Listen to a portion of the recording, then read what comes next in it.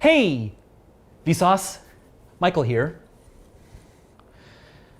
Not knowing what to do with your hands, or offering a handshake when the other person offers a fist bump.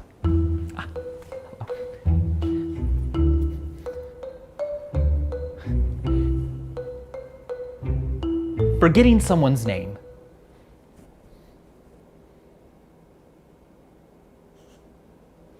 Not having anything to say and forgetting your phone at home so you can't be distracted by it. Getting caught staring at a stranger. Striking up a conversation with someone you don't know in a bathroom. Someone oversharing, telling a group too much information. Overhearing a couple breaking up. Noticing food in someone's teeth, but not telling them, and well, now it's been too long and bringing it up would be weird.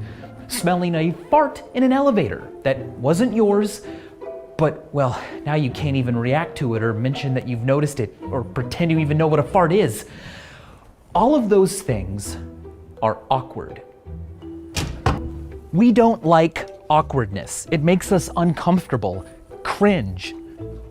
But what is awkwardness? Why is it good? And who is the main character of the universe?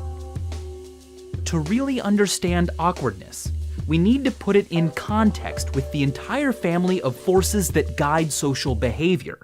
Think of this sheet of cardboard as a list of all possible behaviors. It's not infinite because of the limits of science and biology. You can't move faster than light or be in two places at once. You can't wear pants made out of molten lead. Next, there are legal limits, the laws of the state. They delineate what you agree not to do, lest the authorities punish you. Murder, stealing, speeding. What's left is molded by the finer tool of social expectations. It's not illegal to chew with your mouth open or not cover a sneeze on a crowded bus or act disrespectfully, but it is frowned upon, punished not by the police, but by social ostracism, public opprobrium, being called rude, gross, mean, annoying. Awkwardness is the finest tool. It sands social dynamics by smoothing out what even etiquette doesn't rule on. It's not a violation of the laws of physics to accidentally hug someone for longer than they expected. It's not against the law either, and the etiquette for how long a hug should last isn't black and white. But it is awkward. Like touching a hot stove or getting a parking fine or losing friends, awkwardness nudges us to avoid certain actions in the future and smooth things out when they happen. People who demonstrate self-consciousness when needed are communicating cooperative intentions, which helps them get along well with others. It's no coincidence that brains susceptible to feeling occasional awkwardness would become so common. They're successful at cooperating, at social life. Feeling awkward shows that you understand and are keen on smooth social exchanges. Now, too much or too little concern for social rules isn't healthy, but research has found that just the right amount is great. When a person shows remorse or embarrassment or awkward discomfort when appropriate, others perceive them as being more trustworthy and their actions as more forgivable. And it's not just perception. Such individuals also tend to be more objectively pro-social when tested, kinder, more generous. Even when a person is completely oblivious to a faux pas they've committed, awkwardness still arises. People around them can feel uncomfortable.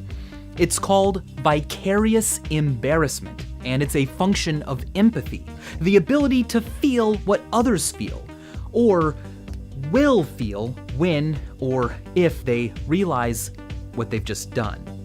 The more EEE someone is, that is, easily empathetically embarrassed, the harder it is for them to sit through other people's cringe-inducing moments, even fictional ones like in cringe comedy.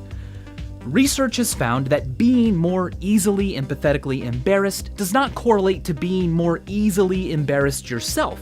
Instead, it's linked to being more empathetic. an important capacity for social creatures to have. Our seemingly counterintuitive attraction to viewing cringy moments, like say bad American Idol auditions, is perhaps then just a light form of morbid curiosity. You may think that awkwardness is totally different from physical pain or outright name-calling, but your brain would disagree. You see, research has found that social missteps activate, among other regions, the secondary somatosensory cortex and dorsal posterior insula, areas of the brain that are also connected to the sensation of physical pain. Our brains process the breaking of social standards and the breaking of bones through similar neural pathways.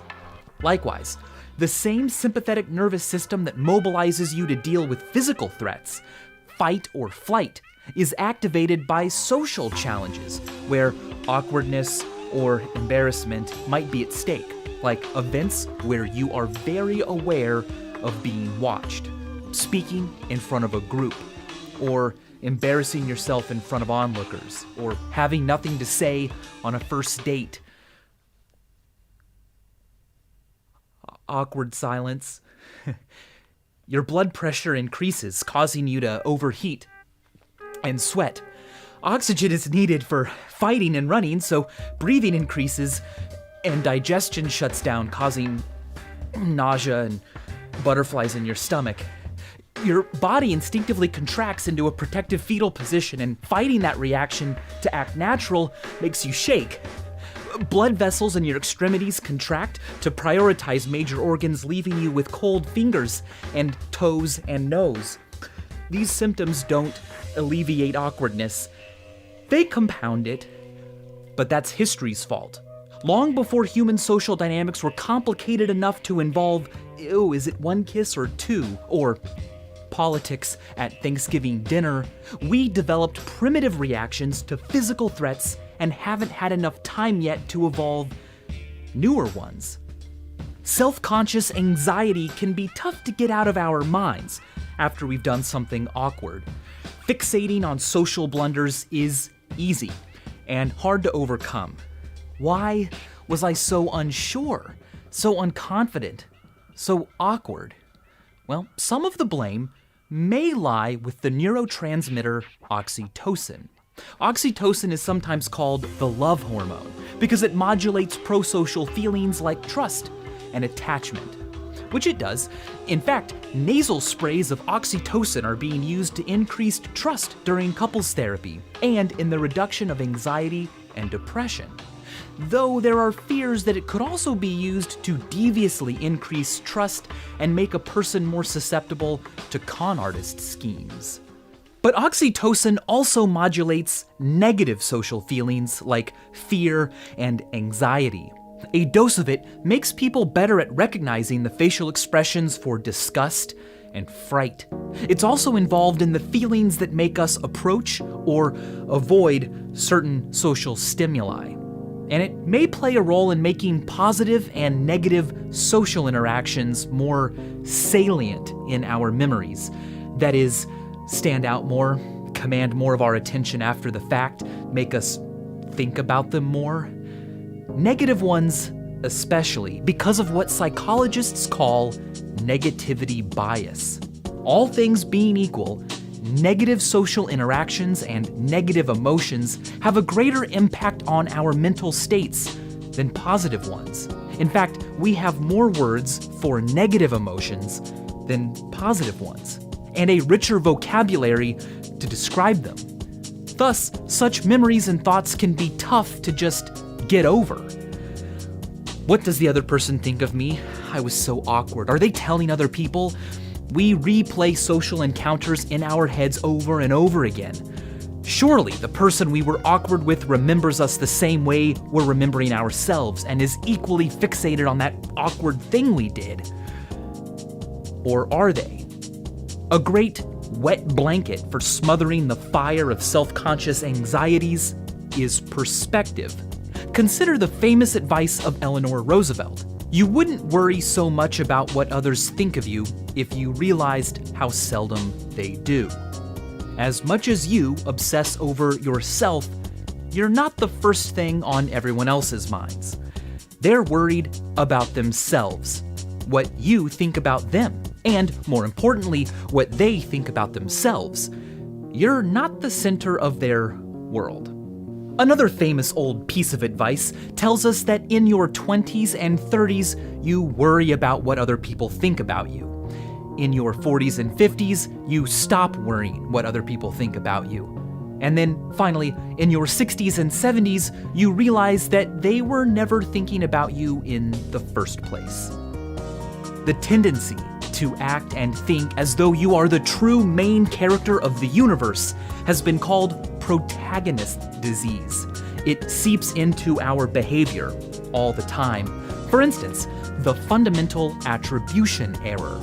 When evaluating actions, you often view yourself as a complex character acted upon by various challenges and antagonists, whereas other people are seen as just one-dimensional background characters with simple, unchanging roles.